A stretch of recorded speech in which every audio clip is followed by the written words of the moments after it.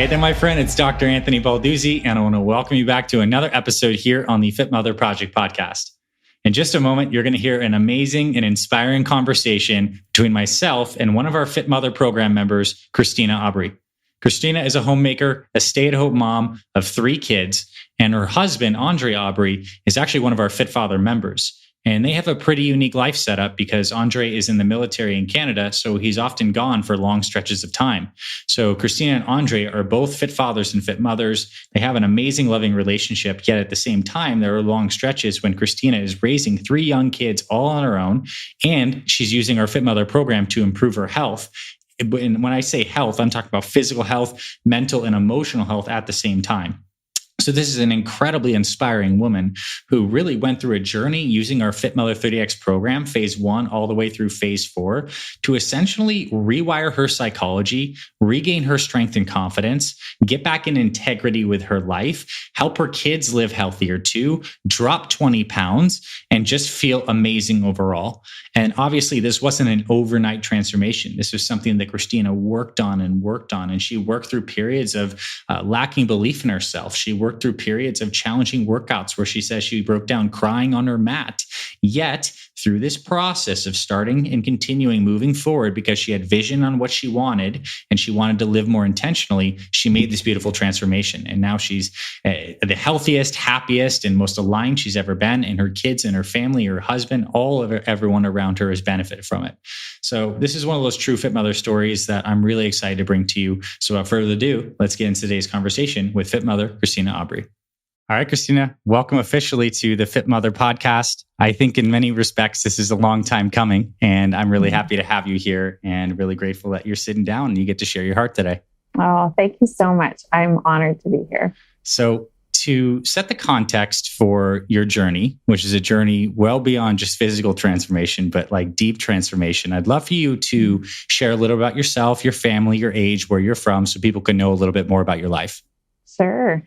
Well, my name is Christina Aubry. I'm married to an awesome military man named Andre, who we've been married for almost 12 years. We have 3 really beautiful children, a 9-year-old daughter, a 6-year-old, almost 7-year-old son, and a nearly 2-year-old little toddler who keeps us very, very busy. I'm originally from the west coast of Canada, but right now we're living in our nation's capital in Ottawa.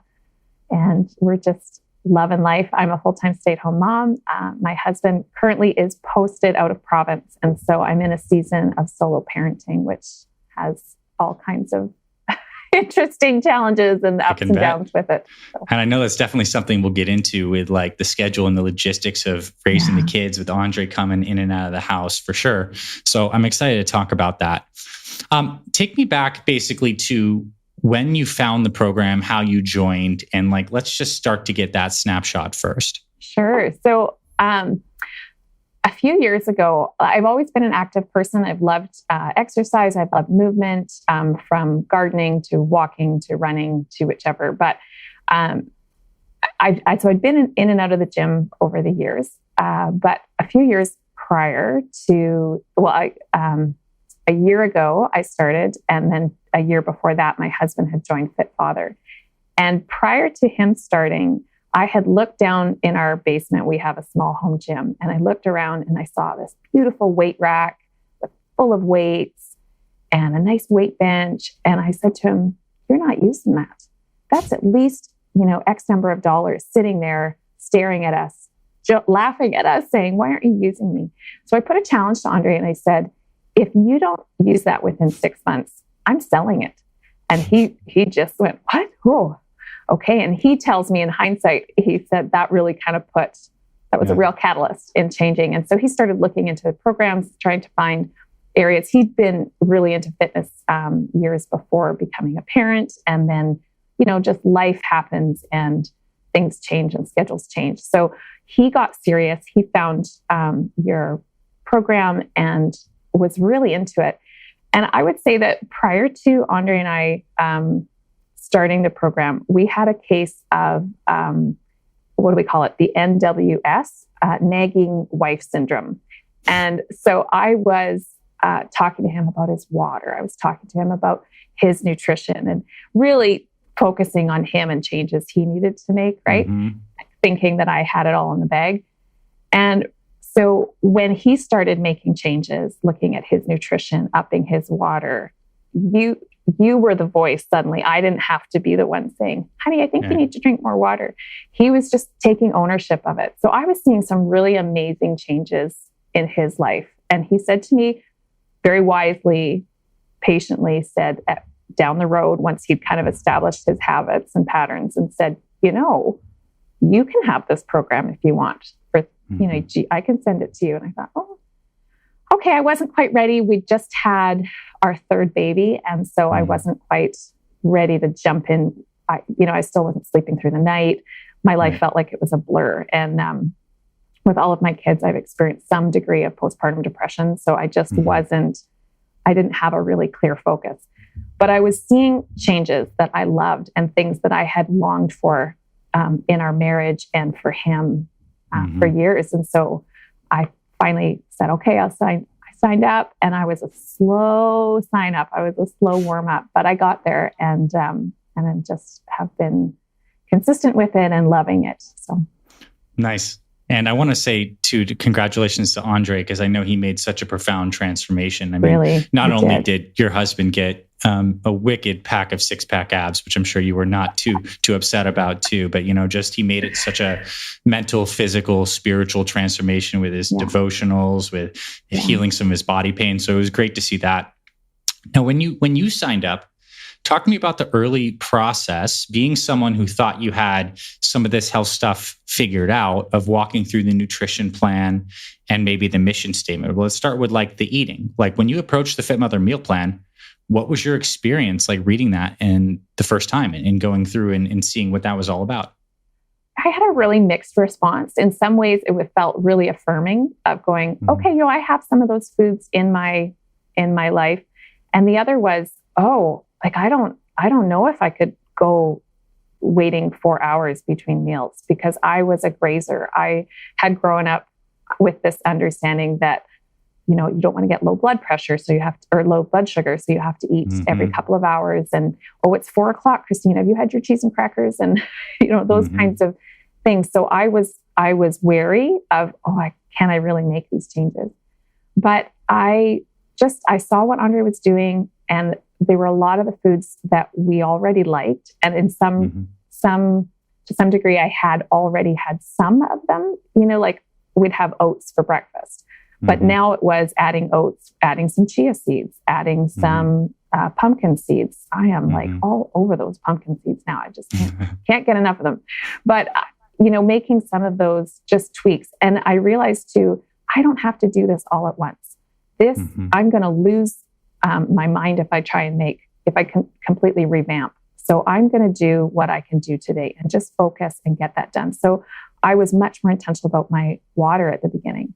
And recognizing, again, thinking I drank a lot of water and going, nope, wasn't enough. So up my water, really began to pay attention and just kind of tighten up meal timings. That was a brand new concept to me. I hadn't considered that before. It was just a little bit here, a little bit there, and they're healthy foods per se, but they were all over the map and it was inconsistent. And so I feel like what the meal plan did was really tighten up, pardon the pun, but tighten up my, just my intention around what I was eating and why I was eating.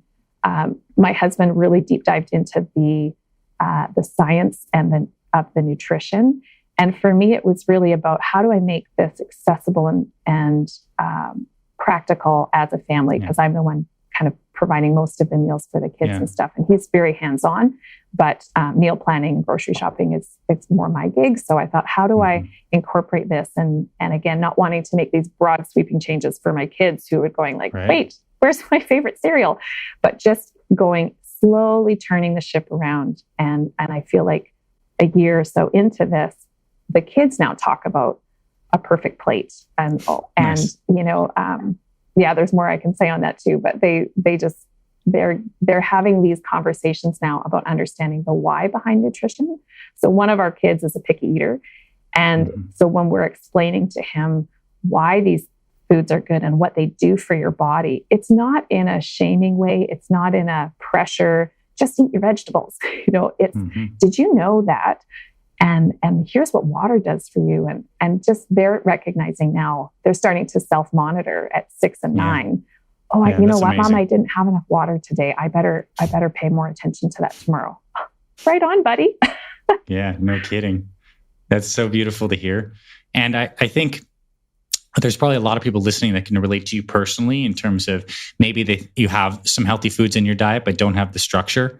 And I think low level, when you don't have that structure and it is a little amorphous, there's like a subtle, I don't know, psychological uneasiness, or nutrition doesn't feel as dialed in or as streamlined. Yeah. And that can cause some problems over the long haul, because over the course of this plan, how much weight where did you start and did you drop? I think you probably thought you had about 10 pounds to lose, right? Yes, I did think it was maybe 10 pounds, but I think it's been approximately 20. So I actually had emailed the team when I hit my goal weight and said, okay, whoa, how low is too low here? Like, I've reached my goal weight. But I'm now actually, I was a few pounds below it.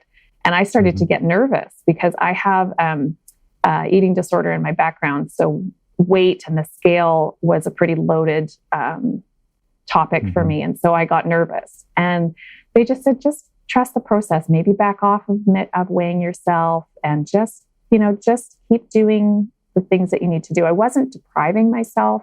I was still nourishing myself well, enjoying food, still having free days. Like, we have pizza nights every other week with the kids, and enjoying those things. But it was more about developing, I called it not just developing my physical muscles, but my no muscles and my enough muscles, that I had enough, and that was okay. That's a whole new, that was a whole new territory for me too, of not just going until I couldn't eat anymore. It was finding that place of, this is enough and I'm content here, and I can say no. So for sure. It's a powerful answer. And I think I would like to dive a little bit deeper into what you shared about maybe some past energies and patterns of your relationship with food and disordered eating, because I think it is such a common thing that that we're starting to talk about more for sure.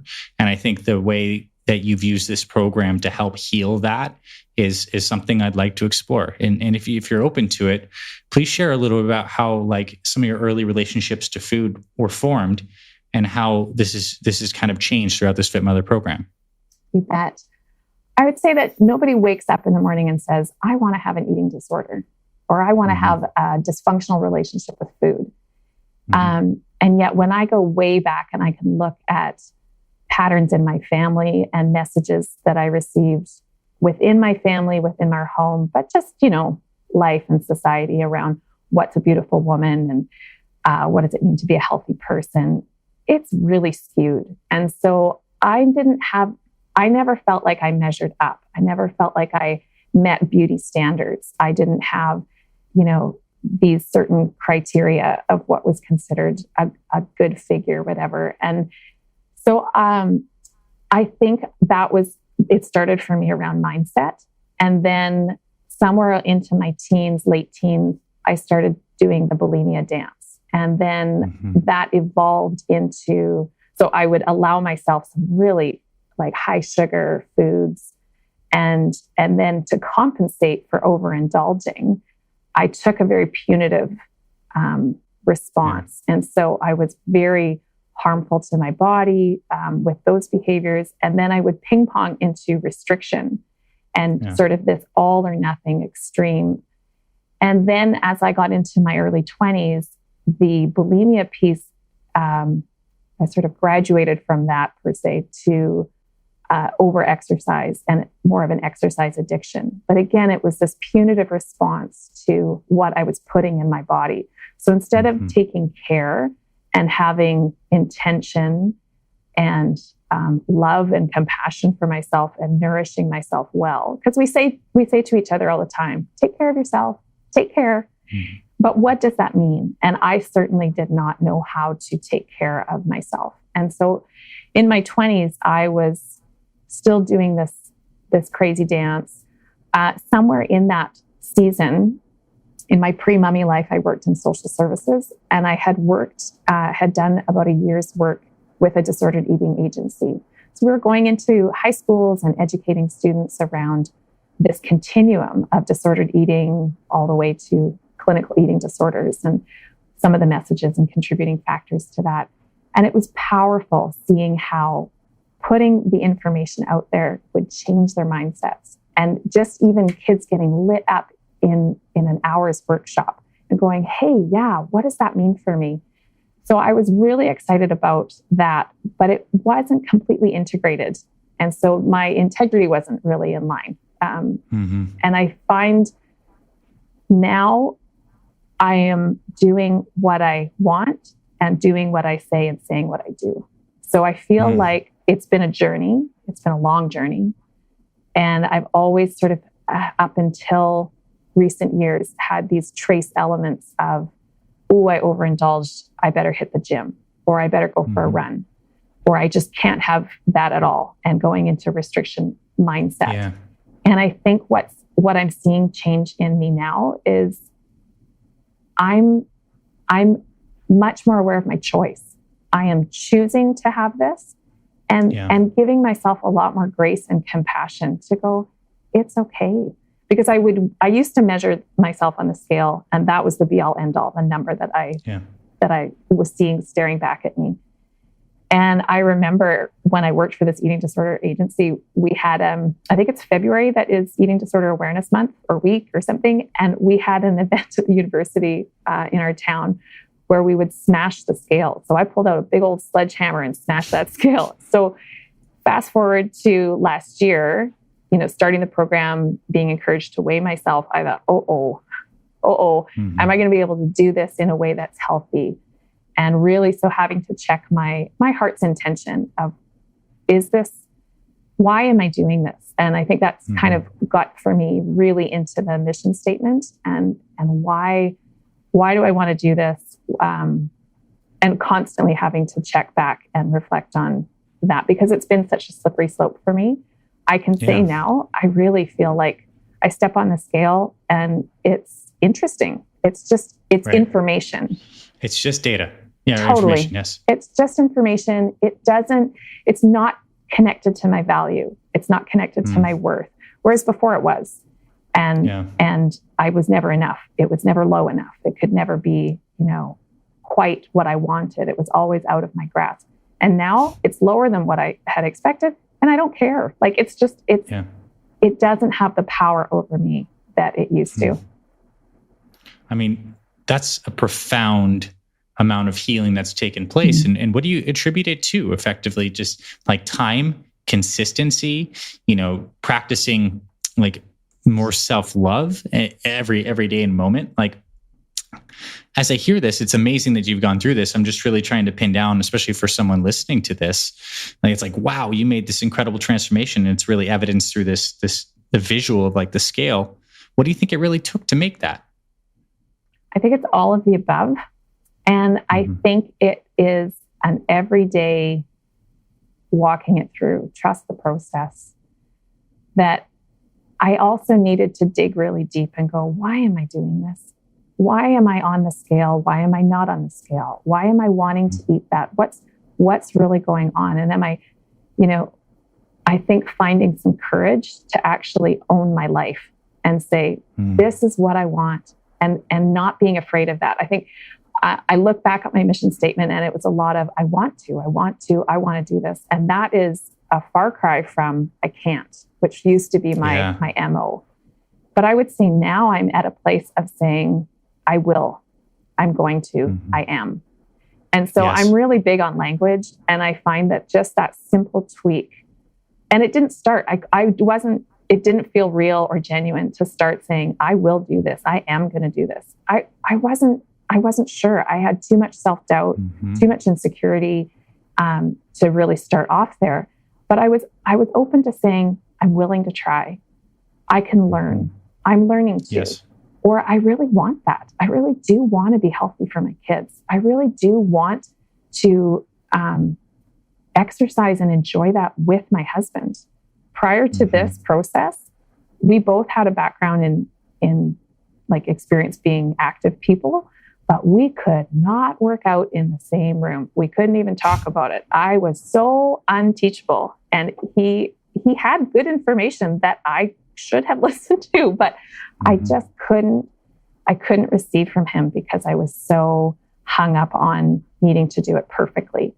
And I just feel like there's been so much healing for me and for us, even in our marriage this morning, even doing our body flows around the same time and doing my workout in front of him. And, there's some grunting, there's some sweating and, heavy breathing and, just even in the workout zone. So it's like that, of course, in a marriage is similar to other vulnerabilities. There is an intimacy of really sharing your vulnerable side with your spouse, with anyone. And so I feel like it has deepened our intimacy because I've been able to, not do a workout perfectly, or maybe get up to number 10 and go, I think I'm done for today. or being able to receive the encouragement to go, come on, babe, you got this. Keep on going.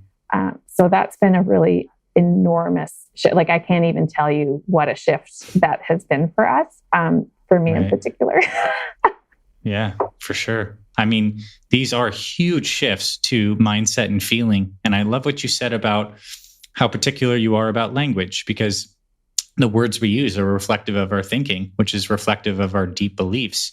And so when you wrote your first mission statement in FM30X phase 1, the very beginning, what was in that initial mission statement for you at that time? And how would you characterize, I guess, your general mindset towards the program? Was it just, I'll try this and maybe I can do this, or I really do desire to? I'd love your take on the specific language and how you'd characterize your mindset at that time. Okay, well, and I want to track it through. I want to track it through and see how the language changes. I'm going to show you the mission statements change. Cool. This ratty scribbled on document is my original.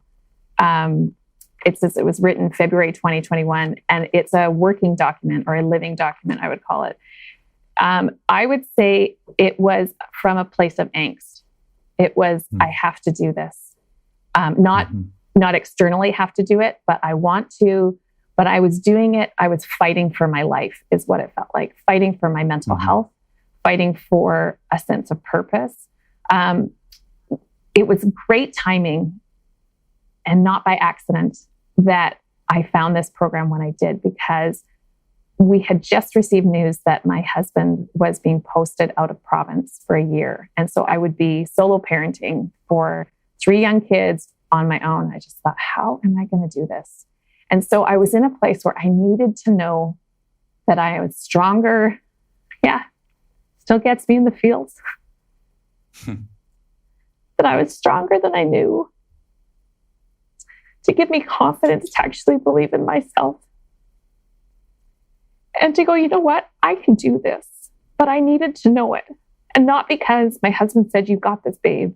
Or because my beautiful kids would look at me and say, hey, Mom, we love you.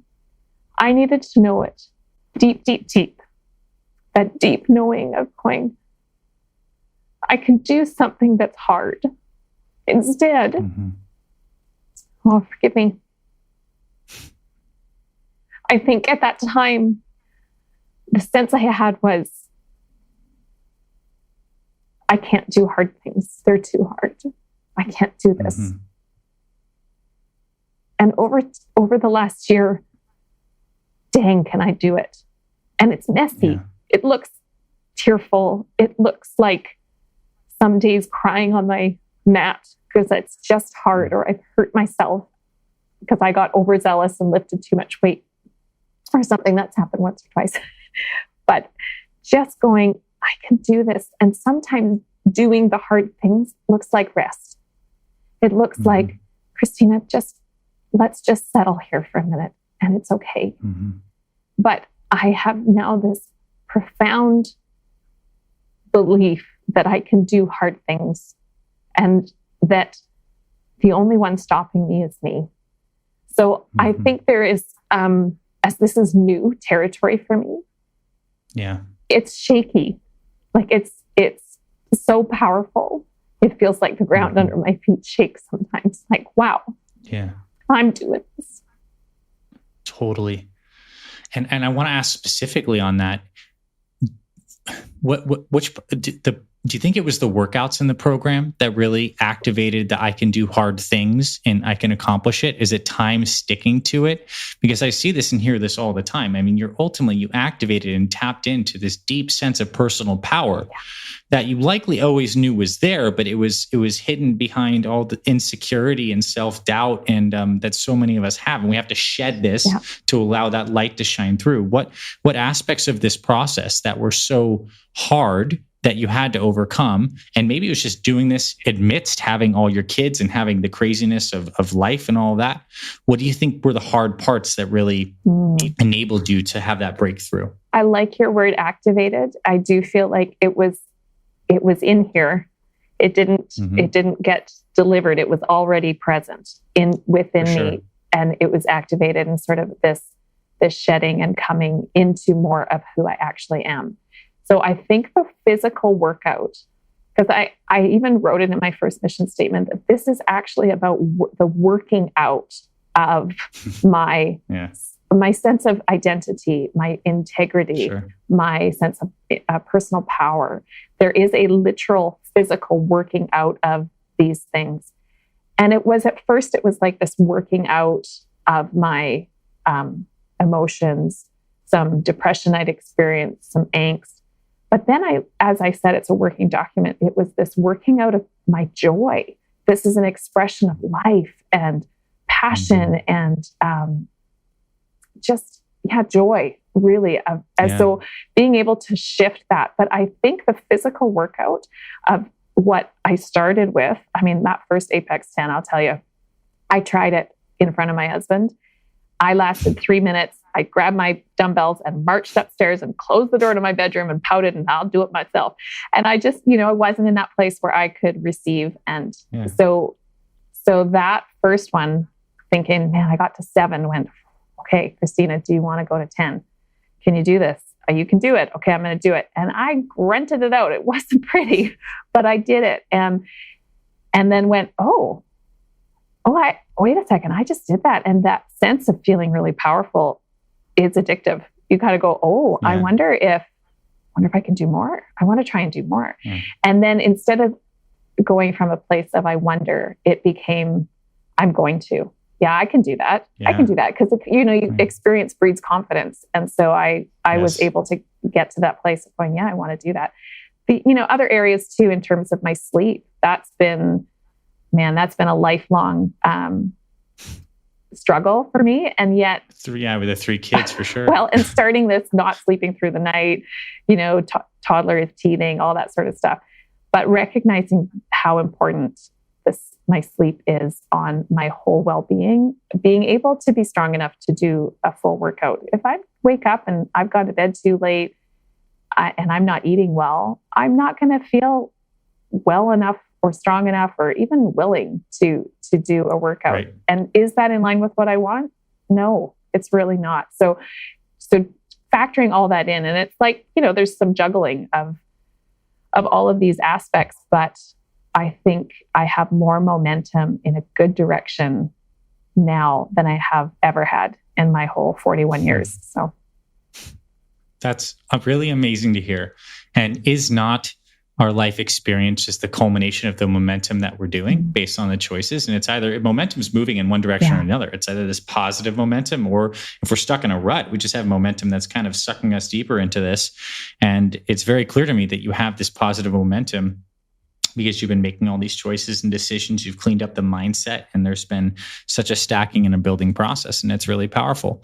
Now, what are some of your most recent mission statements say now? How is the living document updated? Or what would you characterize today? And I know you've touched on it a little bit, probably in terms of some of the language that became more determined, like I will, I can. But today, now that you've been through this process for some time, what's driving you, and what are you writing down as big motivations, and what's the language and the emotion behind it? Well, I love, I revisited my mission statement recently, and I was thinking about that question that you asked at the beginning. What are 3 actions that I know I should be taking right now to help my health. And it was so good to go back and reflect on, okay, the eating can be a slippery slope. And when you sort of get into a maintenance phase, it's like, I can get a little lax. I'll have a few more snacks. I'm making the kids' lunches at night. Nobody else is home because I'm, mostly my husband's been away. So, I started snacking a bit and I went, wait, so it was sort of drawing my attention back to, and they weren't bad things. It's not that I'm in this extreme place that I used to be, but it was just tweaking and going, is this in line with what I want? Is what I'm saying and doing matching up?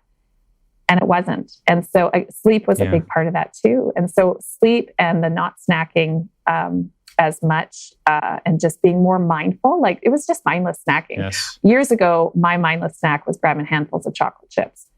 And then it sort of was like this harm reduction into raisins, into pumpkin seeds. And it's like, but again, why? What is my intention for that? Where, what's going on inside of me, emotionally, mentally, physically? Am I underslept? Because then I just want to eat more because I'm physically trying to keep myself awake. Yes. But it's just been really good to revisit. Is this what I want out of my life? And then recognizing when it's not, well, no, nobody's going to hold a gun to my head to make me make a change. It's my choice. And actually recognizing I can do something about this, or maybe there might be moments where I choose not to, but knowing that that's a choice in and of itself. And so I'm way more into these days making active choices, moving myself, like you said, in momentum, going, well, okay, so I didn't get to bed at 10. It was 10:30, but that's better than it was at 11. So I'm moving in good directions. I mean, this whole journey is not a straight line. It is, for sure. This map is windy, twisty, turny. But I was thinking about it this morning that, we go round the mountain, but I'm not where I started. I have a different vantage point. I have more skills behind me, more power behind me, just more strength, more focus, all that good stuff. So really beautifully said. And I want to plus on that analogy too of the road, because I think what you're talking about with the mindfulness, the awareness, the consciousness of being able to pause and not be run by these just reactive or unconscious behaviors that may have trapped you in the past. These are the check-in moments every single day that is able to keep momentum moving in the direction that we wanted it to. It's like we're on the road and there's like this fork every time we go into unconsciousness that could lead us into a whole different thing. But now it's like, as you're going around this mountain with more awareness, it's like you're just getting stronger and more solid as you go through. And these are the life skills that you're going to be going around this mountain for the next, 50, 60, 70 years of your life, right? Yeah. So it's amazing. Like I'm really excited for you with those skills. And it almost begs me asking, I want to talk a little more about your kids, because now your kids, I believe, are so incredibly lucky to have two parents at their young ages who have developed powerful and integrated healthy lives. And I know they're talking about perfect plates, but like, but I want to hear about them and their health journey. They're being raised in such good soil now. Talk to me about what they're seeing, any changes that you've seen in them, or what even just you might want for them into the future in terms of your parenting as it relates to health and wellness. Oh, sure. It's so fun to watch. And it just cracks Andre and I up because like our toddler will come beside me on the mat if mom's doing push-ups. And he does these cute little baby arches where, his belly and legs are on the floor, but he's pushing his body up. And they go, oh, you're doing push-ups like mama? And our 9-year-old recently of her own volition came downstairs one morning and said, hey, Mom, I wrote my own body flow. I said, oh, what? Tell me about that. What is that? And she said, well, I get up in the morning and it helps me start my day really well. I feel really good. I can stretch. She was in gymnastics recently. And so she's incorporated some of those movements. Our middle guy is really like, he just loves to be around us when we're working out. And we went to the thrift store and got this cute little 2-pound dumbbell. And he's like, that's my weight. And he's lifting it up above his head. And so they're having fun with it. It's not about this pressure. We're not into performance or, weighing. It's not about body image in the negative sense. It's just enjoying being in your body, enjoying moving, enjoying feeling strong, being able to do all this kind of stuff. I mean, one thing in my mission statement was, I want to be able to jump into any activity and have a decent start out of the gate. And I see that that's happening for my kids, and just getting them to explore their body, explore movement, explore areas of strength. We've seen our kids try planks, and what they could not do at the beginning, they're able to do a bit more now, and getting them to tap into that sense of, isn't it powerful when you stick with something, what happens, and giving them that sense of confidence and agency and empowerment. It's been really, really fun. That is so beautiful to hear. And just to think, like,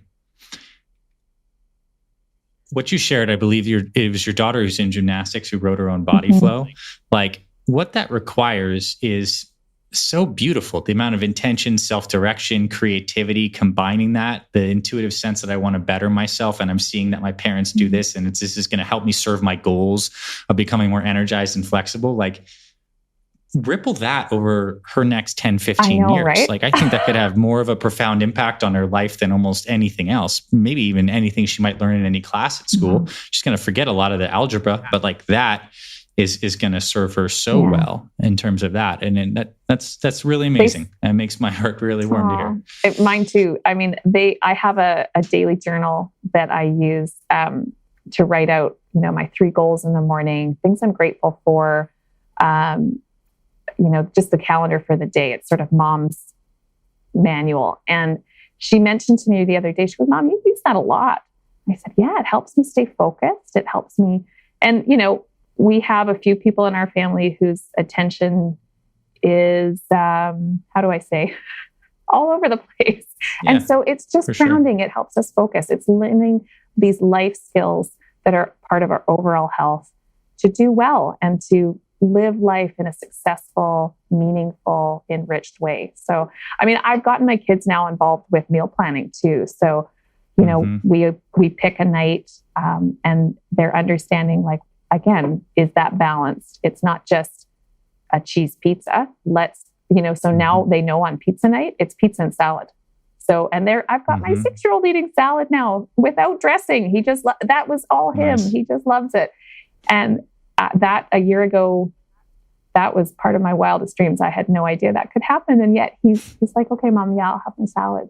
So we're just seeing these changes, and it's like, just to stick with it, stay the course, and know that more is caught than taught, right? And they are seeing Andre and I engage in, movement that feels good, and resting when we need to. So that just the balance of all of it, the food, the sleep, the movement, relational, all of it. It's been really wonderful. That is really wonderful for sure. And you actually already touched on what I was going to ask you as one of the final questions here. Is I wanted to inquire more about what you've learned raising the 3 kids and managing, getting food onto the table. Like, what kind of routines specifically have worked for you? How many times a week do you meal prep? How have you decided to make the perfect plates? Like, when do you package your kids' lunches? Just like a real practical deep dive, because I think you're in such a unique position to have a wonderful marriage, but to also kind of be a single mom at certain periods of life. So it's like you dance between these 2 worlds that both people can relate to. So I wanted to know a little bit about the logistics of your plan of like, how do you pull it off consistently? When do you grocery shop? What kinds of things do you generally buy? What's your cooking method that enables you to do it pretty quickly? As much as you'd like to share, I think would be helpful for everyone listening. Okay, let me think. So I grocery shop once a week.